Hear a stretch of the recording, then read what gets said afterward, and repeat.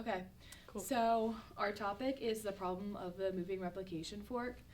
So while DNA replication is essential to life, the replication process has many flaws, and one of these flaws is involving the replication fork. DNA is the double-stranded molecule that is wound into a double helix. It's pictured over here. When it replicates, it needs to separate the strands. DNA is separated by the enzyme helicase, which we have drawn right here. And what helicase does is it breaks the hydrogen bonds between the nitrogenous bases, such as adenine and thymine. These are the nitrogenous bases.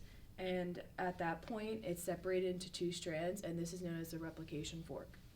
So this replication fork moves like up and down the molecule in order to separate the strands so that new DNA molecules can be made.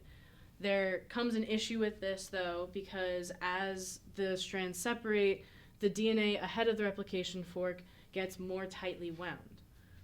So this tightly wound part of the DNA is called supercoiling, and it's pictured over here where it's just very bunched up and tense.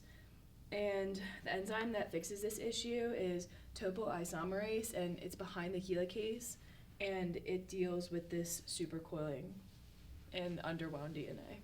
Yeah, so the way topoisomerase works is it literally just cuts the DNA and puts it back together. But in between cutting and putting it back together, it will unwind the DNA a little bit and it'll relieve some of the tension. So that's pictured over here with the really loose wound up DNA. I think we're done.